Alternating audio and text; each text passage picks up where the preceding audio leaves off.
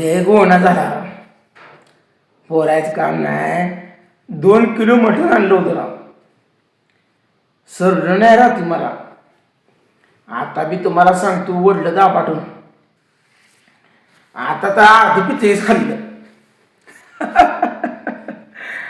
लय मटण बनवलं बायकोनं. तुम्हाला सांगतो लय भारी बनवलं. माझ्या बायकोचा नाद करायचा नाही. पूजा स्वयंपाकाला आता 1 नंबर झाली. 1 नंबर म्हणजे 1 नंबर. हळदी मिठातलं मटण ही पोराशी ठेवलं होतं. आणि चांगलं मटण रश्यातलं ही मला ठेवलं. आणि इतकं भारी वाटलं बोलायचं का. आणि तुम्हाला सांगतो बायको गेली पण मला उठवायला. आणि पण मग काय आलीच नाही. आणि नाही आली तर नाही आली. आता तिच्या बी इच्छेचं मलाच खायला मिळतंय. कसं असतं माहिती आहे का. घोड्याला पाण्यावर न्यायचं आपलं काम आहे. पण त्या घोड्यानं पाणी प्यायचं का न प्यायचं हे त्याचं काम आहे. बरोबर आहे काय बापू. मटण खाल्लं का. आणू तू मटण खाल्लं का. नाही खाल्लं. असं आहे रे. बरं आता मग पूजा अगं पोराची मटण वाढली नाही दिली तू. वाढली ती का. मग असू मग काय नाही. टेन्शन नाही. पण मी माझ्या भावाला बोलवलं नाही जेवायला. आणि आता इथून पुढं त्याला बोलवायचं बी नाही. कसं आहे माहिती आहे का. एकदा माणूस माझ्या मनातून उतरला आणि मी आता 15 दिवसातनं महिन्यातनं मटण आणून सगळं घरभार खाणार म्हणजे खाणार. पहिले याला काय वाटायचं मीच मटण आणतोय भाऊ माझ्या मटणावर टपतोय. पण मी त्याला आज बोलवलं सुद्धा आहे. जाय बोंबलत कसं आहे ना दुसरीकडं कुठं खायना. एवढं काय टेन्शन घ्यायचं काय काम नाही. आणि मस्तर तुम्हाला सांगतो बांधली ती आणि इतकं भयानक ऊन पडलंय की बोलायचं काम नाही. लय म्हणजे लयच बेकार ऊन पडलंय राव. असं ऊन कधी पडलं नव्हतं. कारण का उन्हाळा आज पडला आता. काय करायचं. आणि असल्या उन्हाळ्यात आता तुम्हाला सांगतो सकाळचीच मसर हिंडवावं लागतील. गावात गेलो मटण खाल्लं म्हणजे घरीच खाल्लं. पान बिन खाऊन आलो. काय का पचनक्रिया व्यवस्थित होती.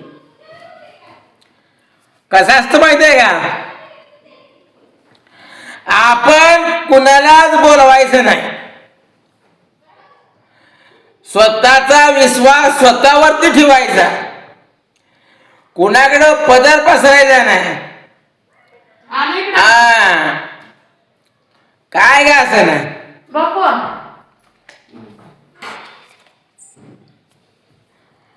आता खाल्ले का टाका बसून ते आता काय उठू वाटलं जास्त झाला किलो वाजवा. आता पेंग यायला लागलाय पेंग. झोपा बघ तुझा हात उलटा टाकू. आता जनावर राखत नसतून काय नाही. 2 किलो संपुष्ट जनावर नाही. किती कपताय का काल शनिवार होता. न बायको रविवार सोमवार खात नाही. 2 किलो मटण आणलं. खाल्लंच नाही. खाल्लं मटणच करून दोस्तानो. आता हिजा जर रविवार सोमवार असता म्हणजे हाय आणि ऐनवेळी जर मी मटण आणलं असतं तर माझ्या बायकोनं 2 पितळ्या मटण खाल्लं असतं. मग काय खाल्लं असतं. म्हणून मी काय केले की रविवारी खात नाही मला माहित होतं. सोमवार आहे म्हणून खात नाही मला माहित होतं. म्हणून मी शनिवारी मटण आणलं. याचं कारण कोण जर नाही काय तर पोरं किती एक हाडू खाणार. आणि सगळं मटण मला एकट्याला 2 दिवस गावते. म्हणून माझ्या पोटासाठी मी मटण आणले. तुझ्यासाठी आणलं नव्हतं पूजा. काल खाल्लं तर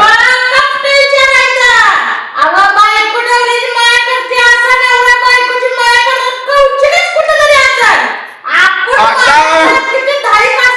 काल तो मटण खाल्लं ह्याच्यात माझा आनंद झाला पण आज मला आनंद झाला. असू दे तू लय मटण खात जाऊ नको. तू अतिशय वजन वाढलंय तुझं थोडं कमी कर.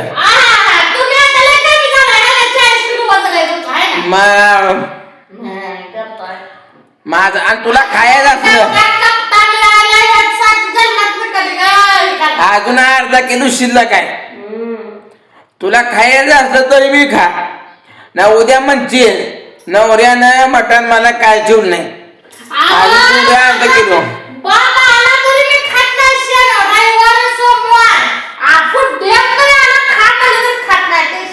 आज काय करतो सासऱ्या पाटलाला लावतो फोन आणि घेतो बोलवून 2 किलो आणले 1 किलो काय सर आहे ना.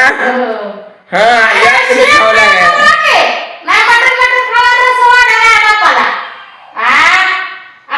बघता मटण वाढणार बघ.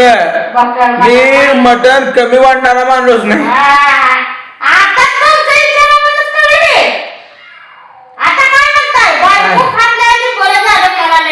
आज नाही काय बरं खा दोस्तांनो कसं माहिती का एखाद्याला खा म्हणलं तर तिच्या उलट्या बॉम्बा. मग आता नाही खायला तर ती टाकून देण्यापेक्षा आपण खाल्लेलं बरं करायचं सांगा बरं. म्हणून बघा मटण खाल्लंय टेन्शन नाही काय नाही. आता मसर पाणी पाजतो कारण का आता माझा मी दुपार गाळाय ऊन पडलंय. मटण खाल्ला का बाहेर आला का पाणी डसा पेतय. पूजा तेवढी मसराला वैरण टाक आणि पुन्हा पाणी पाज. कोंबड्या तकडं फक्त सोडू नका म्हणून त्या पण मला सांग कळलं का. नाहीतर सगळं शेण माझं करून टाकते ती. तसली काय नाटकं करून घेऊ नको. बोललो होतो आपण माझ्या व्हायला बोलत होतो आज ती का नाही तर नाही. उरलेलं मलाच आहे. आता मालक मीच आहे. 2 किलो मटणाचा मालक फागड्या बायकून राहते किती खाल्लं माहिती आहे का 2 हडक. बायकोला मटण का म्हणलं का बायको म्हणते मला मटण खाऊ वाटत नाही नुसतं रस्सा खाते. खा म्हणलं दोस्तानो माझा डाव लागलाय. सपनात मला असं मटण मिळालं होतं. एवढं मटण मी रात्री 2 किलो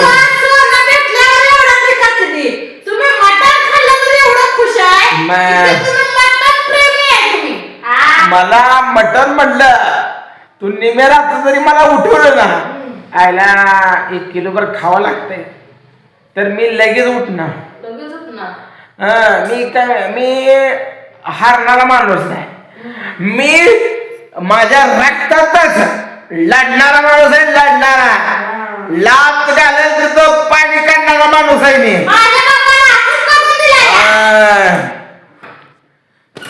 बाबा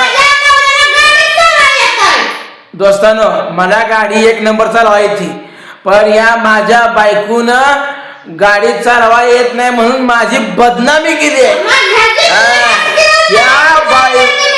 या बायकोला येड्याच्या इस्पितळा सोडून येणार आहे मी. त्याशिवाय माझा प्रपंच सुखी होणार नाही. बापाला घे बोलवून बघू जावायला गाडी चालवायची आहे ना बघू तुझ्या बाप माझ्या नादाला लागू नको